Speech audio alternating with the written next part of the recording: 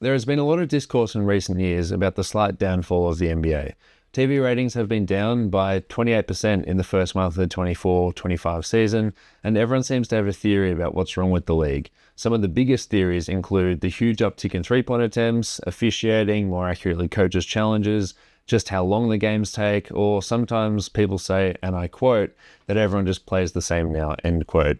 But despite the dip, the league might be in the best place it has been in a very long time.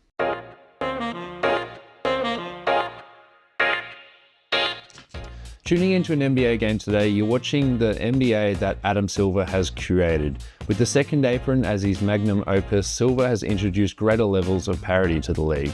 There are still runaway teams like the OKC Thunder and the Boston Celtics and Cleveland Cavaliers, and even like the second apron hasn't limited the biggest spenders from spending the most, so the Phoenix Suns are still able to assemble a super team if they're willing to pay as much as it costs.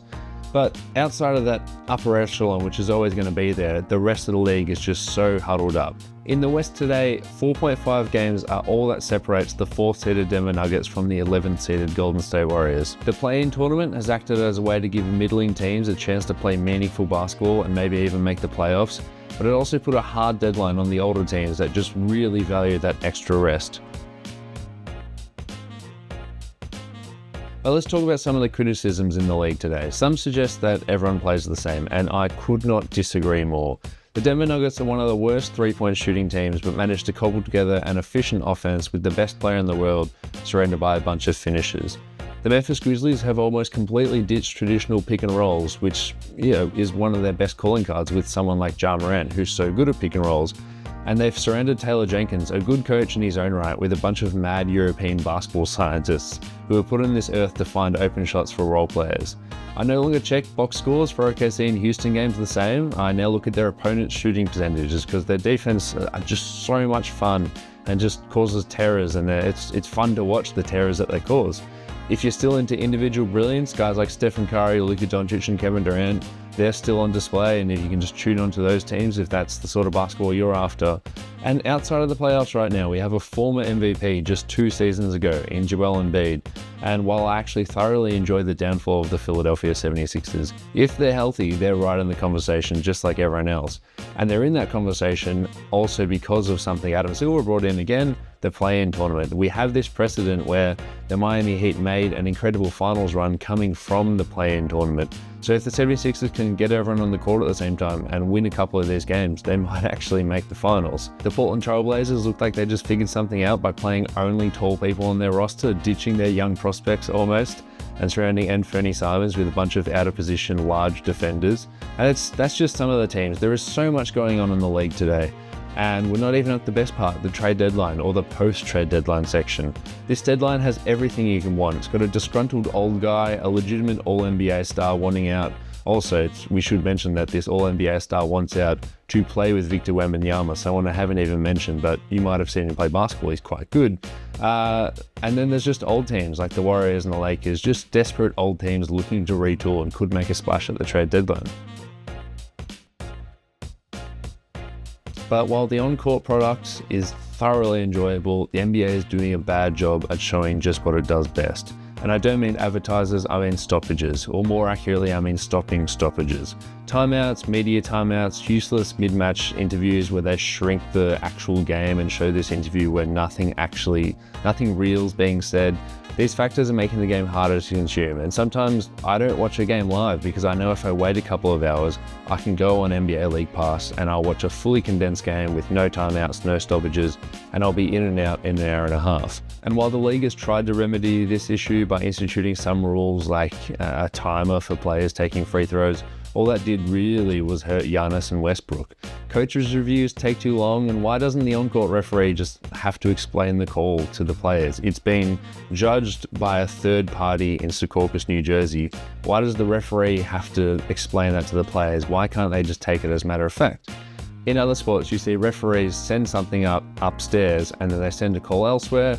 That elsewhere, whether that be a VAR in soccer, the third umpire in cricket, and various other sports, they make the decision, they relay that decision to the on-court referee or umpire, and that decision's made. Why is it the on-court referees that have to go through this process? Doesn't make sense.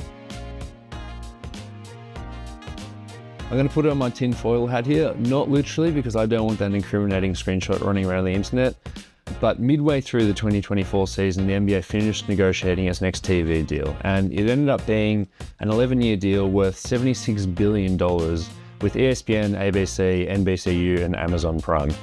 I'm not even going to begin to quantify how important or big that deal is because frankly, I'm not an economist and I cannot imagine what $76 billion is.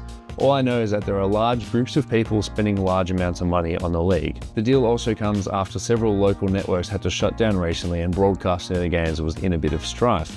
But with the partial switch to streaming, someone is losing out and the apple cart is being upset. It also happens that some of those companies who are losing some of the rights to the newish kids on the block also own media corporations and can set talking points for days and days and days on all of their sports programs. All I'm saying is that if there were some cracks in the NBA's interestingness, they're being exposed by people who literally just lost out on millions, maybe billions of dollars of potential revenue. Load management, rest, re-evaluated in X or Y weeks, injury management, late scratch due to illness. These are all common terms in the NBA fans' vernacular, and that's fine. As it currently sits, and will likely be the case for the next 11 years because of the new TV deal, we're going to see a minimum of 30 teams play 82 games a year, and that's insane. The science says that 82 games is just simply too many games for the human body to withstand. I'd rather tune in and maybe not watch a superstar team or not watch a superstar player play through an injury or play through something because I know that come the playoffs, if they're healthy, they're going to be on the court. And if that team wants to take that risk of not playing that star, me as a fan, as a viewer or a consumer of the content, I'm happy to simply click on another game or watch this team with a bit of a lesser roster because I know that the focus is to win the games when it matters, and that is primetime viewing. There are several other games to watch. So in the meantime, if I'm going to watch Ricky Council IV play for the Philadelphia 76ers, I might just change the game, and that's fine. These games that some players are resting and some players are too injured actually still matter. And the West is so tight, the play-in's making everything tighter. Sorry, the East as well. There are just so many varying styles and there are so many games with stakes on the line that actually matter. So I think these games are fun to watch, and I think it's being blown out of proportion just how unenjoyable the NBA is. There are so many varying styles, and honestly, if this whole video so hasn't explained to you, the fan who might be a bit disgruntled with the NBA, to try and watch basketball and enjoy it, my last ditch effort would be just simply watch the Memphis Grizzlies. They are so much fun to watch, and I don't know how they're getting open shots. But in the meantime, enjoy the extremely compact, fun, enjoyable basketball that we have on every night.